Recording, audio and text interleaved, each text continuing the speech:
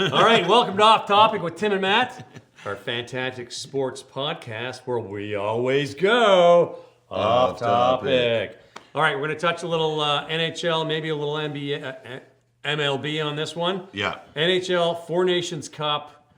I'm not sure I care. What do you think? I didn't at first, and then I realized that they're doing this instead of the All-Star game. This is in replacement of the All-Star game. Thank God. Which has just turned into a joke.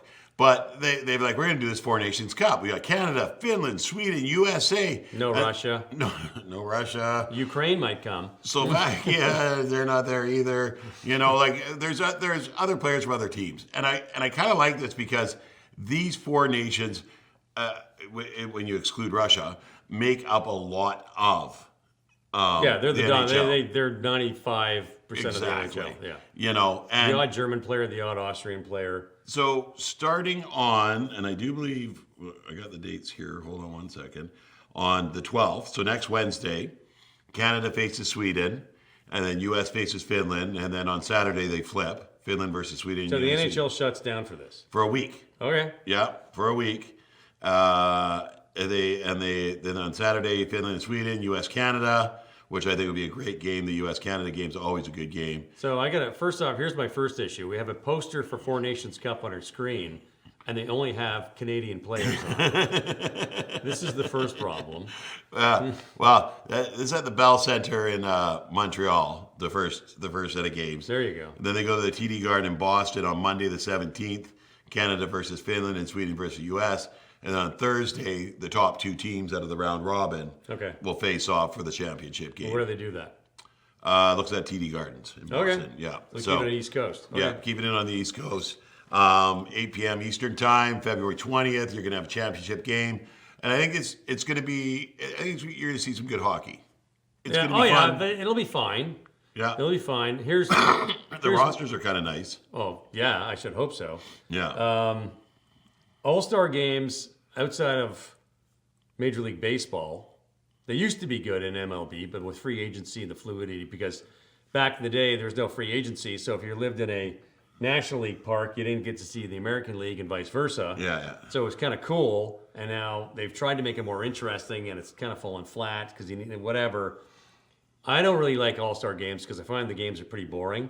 The skill sets competitions the day before are a blast. Those that's the best part about it. They're the best. And it's too bad they can't figure out to keep the skills thing and just get rid of the... But I hate this because what they should be doing in hockey, if they could see the forest through the trees, is stick with the Olympics. Yes. The Olympics is the best way to elevate NFL, NHL, any sport. I think Major League Baseball needs to send their top players. Yeah. The NBA went to the Olympics. Daniel Stern, being the marketing genius that he was, people don't give him enough credit, sent NBA All-Star teams to the Olympics. And it was a joke. First one was in Barcelona. They ran roughshod. And then the other nations picked up their game and started beating the U.S., and then those players started getting drafted to the NBA, and it completely changed the NBA for the better. Yep. Defense became a thing. NHL went to the Olympics, and it was awesome because everybody thought it was in Canada, Russia, and it wasn't.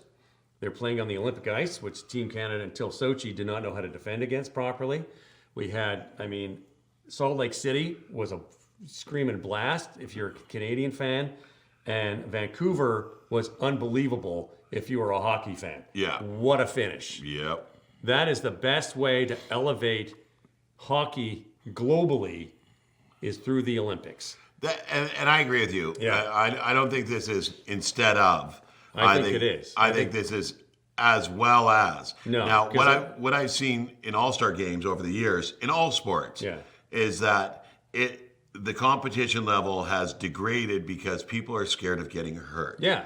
Right? Before, going to the All-Star game was a bonus in your contract. Yeah. Now, if you get to the All-Star game, some of them have contracts where they can't attend. Yeah. Because they don't want to worry about them getting hurt. Where, the NFL used to do it right, where the Pro Bowl was after the Super Bowl. Yeah. Right? And so the players got one more game and they went out there and they battled. Now they're so worried about getting hurt, they've turned it into a flag football game. I don't enjoy them. And who watched the Pro Bowl anyway? It was in Hawaii. Yeah. Like nobody watched it. It was like, but I watched the skills competitions beforehand. Those are fun to watch. I like those skills competitions. Those are a lot of fun to watch, right? This year, I think, is a nice little tournament. I don't really love the timing of it because you're like, the end of March is middle of April is the end of the season. So you're like, you got these players out here and they're all studs on their team. Yeah. Going out playing this tournament. And what if your team's in the contention for the playoffs? And, I love the Olympics were fantastic. Yeah. And, Canada was in Sochi, and you had Carey Price on one end going up against, was it Uzbekistan or something? Some obscure country. It wasn't Ukraine. Anyway, Team Canada is in the semifinal against this upstart team, the quarterfinal, and they pump 75 shots at this beleaguered goalie. Yeah. And the guy is standing on his head. They're taking timeouts to hydrate him because he's passing out. And it was amazing. His performance was absolutely amazing. And the country's going to come to me after we finish, and it's going to drive me crazy.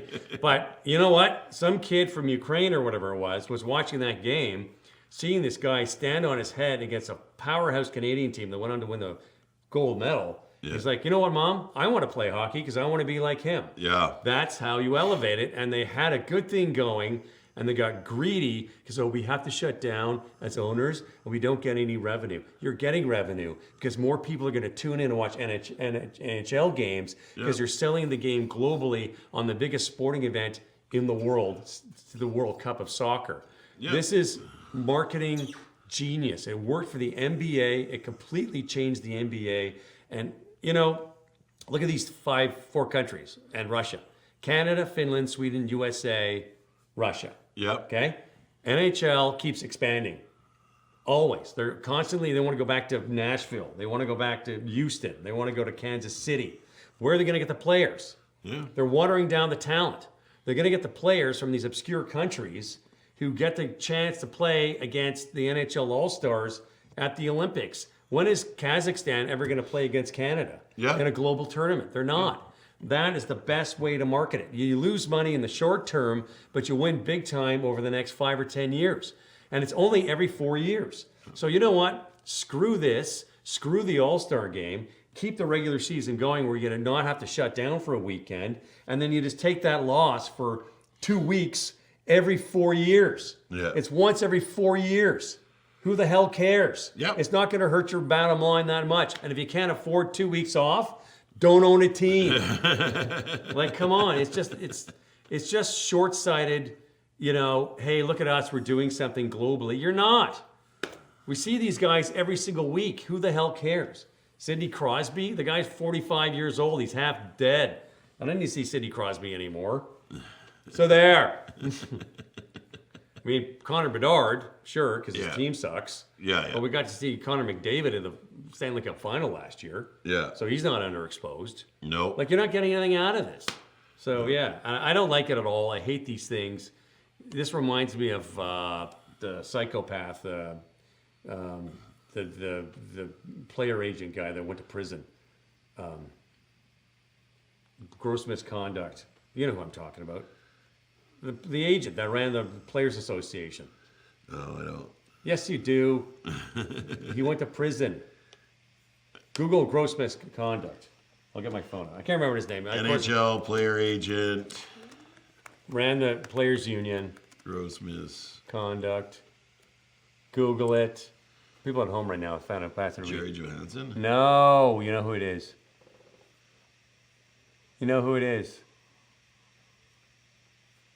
Anyway, whatever. Alan Eagleson. Alan Eagleson, thank you. All these things remind me of Alan Eagleson and how he corrupted everything and whatever. And go to the Olympics, stop wasting our time with this crap and elevate the game and stop being greedy because it just hurts. Stop expanding. Matter of fact, recoil and get rid of teams because they're terrible. Seattle, really? Really? I love when we talk hockey. Tim's so passionate. Well, it's just bad. It's just bad for the game. You're watering down the talent pool, And, Tampa, because everybody wants to play in Florida because it's hot and it's cheap, because they don't have to pay any property tax or whatever the hell it is, or state income tax. And so they just dominate. And it's because the players want to play there and you can get the good coaches and whatever. Anyway, whatever. Let's go Canucks trade. Canucks trade JT Miller to the New York Rangers. One more reason why the Canucks will never win a championship. It was a weird trade. It was a very weird trade. More along the lines that, they didn't get much back from him, but they got a first-round pick, right? So they can screw up like they always do. Well, but then they took that first-round pick, and they traded that first-round pick to get Marcus Peterson. Yeah. From whatever team Marcus Peterson played Pittsburgh. For. Pittsburgh. Yeah. The young defenseman was going to be an unrestricted free agent at the end of the year, so Pittsburgh put him on the trade block, and he's actually signed a 6-year extension. Oh, okay. Just watching him play a bit the other night. Looks great. I like him. He works well with Quinn Hughes and Hronek, and I think that was a smart flip. Yeah. By the Canucks. And they still have to draft right. I mean, the problem is you had two guys that hated each other. Yeah. And nobody in the room could sit them down and tell them to grow up. Like, none of them could grow up. And Elias Peterson, apparently, they want to trade also. Yeah. So there goes both their centers. Yeah. And what are you going to do without two centers? Yeah. And no one wants the guy because they know he's a head case. Well, and that's right? the problem. Yeah. JT Miller had played for a few other teams, so I think more people are familiar with JT Miller, where Elias Peterson, not so much. Yeah. And he gets a reputation, no one's going to want him, right? Well, he seems really kind of, like an Eeyore out there. Like, he doesn't seem, Yeah, right? So it's just bad Canucks. It's just why the Canucks are never going to win. I don't know. I'm not a Canucks fan, so I really don't care. My team, Montreal, is having a little bit of a tough time right now. They were the worst team. Okay, that picture, really, that's the best picture we have. That's the best picture we have. Next up on Triggering Tim. They were the worst team in the league for September, October, most of November. Then they went on a tear, and now it's cooled off a bit. Yeah. So Marty St. Louis brought in a brand new defensive system that they had to adjust to, and it took time to adjust. Yes. Right. Then they got hot, and when you're the worst team in the league, teams are like, these guys suck. I don't have to try too hard. We're going to beat them anyway. Then they got good, and then it's like, oh, I guess we have to try harder because we're losing, and they just beat us. And now they're treating them like every other team in the league, so they've fallen off a bit. Caden Gooley, who's having a banner year in defense, the kid is remarkable. He's gone for the season. Yeah. But David Reinbacher, who's the Austrian pick they got 5th overall 2 years ago, is off the DL, but he has to find his legs in the NHL because he hasn't played yet. So Montreal is still in a transition phase. Not Elias Peterson. Laney. Patrick Laine was killing it, and then he's cooled off a bit. He's opened up about his mental health issues and addiction because of the stress of playing in the NHL and having all that expectation on him. Cole Caulfield still doing it. Yeah. 5'6". Excellent. 5'6". And him and Nick Suzuki, man, what a tandem. Yeah. Hull and Oates, they're just bringing it, those two. So they got a lot to build on. They're not going to win the cup this season anyway. They might make the playoffs. They compete for a playoff spot. They're better when they were last 3 seasons. So obviously the progress is there.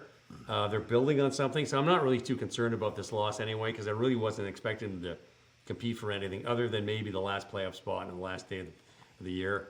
They're going to figure this out. They've got a great front office. Marty St. Louis finding his legs as a coach. The team's going to find their leg as a team. They're still the 3rd youngest team in the league. They still have Ivan Debnanov in Russia, who's leading the league in scoring while playing a quarter of a game every game. They're not playing him. His scoring stats are just ridiculous. So when he comes in and he gets used to the NFL, NHL, he's going to be outstanding. So just that they're 3 seasons away from really contending and making a lot of noise. So I don't care. I don't disagree with you. I think they got a good young team, and if they can continue to build like this, continue to put their faith in the coach, who's seeming to be building quite nicely. Right. You know, it takes time to learn. It just takes time to learn to win. Back in October, they faced the Kings. Yeah. And they lost 4-1. Yeah. Right. And then they bounced back. And then this week, it's Wednesday, they faced the Kings, and they put up 3 goals. Yeah. But they gave up 6. But I mean, we'll talk about that. They're cooling off, right? Yeah. The Kings they got 48 out of possible 49 points. Yeah. And all of a sudden, teams are stepping up, saying, "Okay, we got to play harder against these guys, right?" Yeah. So it's just one of those things. And of course, when you lose your up and coming, conceivably Norris Trophy winner, they traded for Andre Carrier, moved Justin Barrett, who was a great defenseman, so Cade Gooley could go to his natural side. Yeah. And those two were working brilliant together, but then he gets hurt. So it's just, these things happen, and David Reinbacher is going to be really good. And the rumor was they were going to pair him with Lane Hudson, who's looking at Rookie of the Year honors. He's got like 40 points already. So we'll see. We'll see what happens. It's time. It just takes time. And please get rid of that photo. Come on. Really? It's a little mean. There you go. You want a crappy picture? There's that one. 0 cups. How's that? Hey, we came in second 3 times. Woohoo! Burn the city down. Vancouver's actually won 2 since those trades. They look a lot more solid out on the ice. I went to a game in December. It was the Canucks Bruins, and it was horrible. Marchand scored within like 30 seconds. Oh, God. They were skating into each other. There was no chemistry. Watching the game the other night, they looked a lot more fluid. I really like this Marcus Peterson as a defenseman. I'm not a big Canucks fan. I'm a Kings fan. Yeah. Right? But they're local, and they are fun to watch. They are fun times. And I mean, the young guy that works with me is a huge Canucks fan. So I got to watch him just so I can see where they mess up, so I can give him a hard time. There you go. Right? But you're not right. Terrible though. No, they're not. They're not. But They're in the gotta, playoffs. So they got to figure this stuff out. Like, yeah. I remember when the Oilers were winning, and then Tampa Bay winning. You never hear these stupid stories of guys not liking each other or players sleeping with each other's wives. They don't do this stuff. Yeah. Because there's solid leadership in GMs and coaches, and when they stamp that crap out early. Yeah. Then it doesn't happen. Yeah. But with the Canucks, it's always like Kirk McLean, Rob Brown, or whatever was sleeping with Kirk McLean's wife during the Jeff Brown 94 season or some nonsense. And now this is happening, and top teams don't let this happen. No, they don't let it happen. You got to get good leadership on the team. And where's the leadership? Yeah, from the players, from the coaches, from the GMs. Like this is the gong show of Canucks hockey. So. Yeah. I don't know. And then those West Coast hippie dippies, I tell you. Yeah. Right. But the trade deadline is coming up March 7th. So I know you don't love the trade deadline. Well, I can't get excited about it. Yeah. Because nothing really happens. It's a big fizzle. Well, and a lot of it's happening earlier. Yeah. Like Mikko Rantanen got traded from Colorado to Columbus last week. Right. JT Miller got traded already. Right. Yeah. There's not a lot of big pieces out there this year. So Montreal's got a bunch of draft picks and some young guys in the farm system that could probably move. But I don't know who they would get. Who do you want? What do you need? Like the Habs, to make a big trade to get a big player so you can maybe make the playoffs. Like you do that in 2 seasons when you want to push it over this. Not necessarily, because what you could do right now is you can trade a team that's not doing so well for a guy that's going to be an unrestricted free agent, and he's going to walk. Yeah. You know he's not coming back. Yeah. So that's what you trade right now. So Montreal could target somebody that they see as going to be an unrestricted free agent, bring him in, give him a contract extension. Yeah. Right? And they could target somebody that they want to see be a piece of the team for years to come. But who, though, right? It's shown that the big name at the trade deadline doesn't get you over that hump. No. Unless you're the Kings in 2012 when they brought in Mike Richardson and Jeff Carter from Philly, and that put them over the hump. Right. I'll give you a history on the trade deadline, right? So, can't remember. Jim Torrey ran the Islanders for years. So Montreal had their their GM for all those years in the 70s. I can never remember the guy's name. It's been so long. Anyway, their GM broke ground in the 70s because he would trade for draft picks. Right. And nobody ever did that before. So he moved good players, and he got, Larry Robinson, Serge Savard, Guy Lafleur, and that's how he built that team, right? Right. And then, so that changed hockey in that sense. And then the Islanders came along, and they were knocking on the door. And it was 1980, 79-80, or 80-81, 80-81 season. He trades, Jim Torrey at the last minute, trades for Butch Goring. Right. And Butch Goring, they win the Stanley Cup, and Butch Goring gets the Conn Smythe. And that triggered the trade deadline frenzy that we see now. Yeah. So now teams are like, oh, geez, we never really thought about doing that before because the NHL really was kind of in its infancy. There's only 12 teams at the time. Yep. Right? Yep. They just expanded and people didn't really understand. Like, oh, we never really thought of doing that. So that's how the whole trade deadline thing panned out. Right, and so for the 80s and the 90s, a lot of the times, you never really saw much at the trade deadline because the trades were happening sooner because teams that were in contention or thought they could be in contention were making trades earlier in the year. Yeah, and there's no free agency. So Right. guys, you couldn't rent a player because the contract didn't work the same way. Exactly. So what you're seeing now into the 90s and then into the 2000s that is happening is that these teams that are middling teams that need a lot more than one or two players have a star player that's going to be an unrestricted free agent. It's going to cost them either a ton of money or they're going to lose them for nothing or trading them for prospects and picks to teams that are contenders. So, and then when you get to the draft, is you get these teams, and Detroit was one that did it in the late 90s, early 2000s, where they would bring in these players. They brought in Shanahan, they brought in Robitaille, they brought in Brett Hall. You know, they'd bring these players in to make the run at the cup. Chelios, yep. You know, and they did it. They won cups under it, right?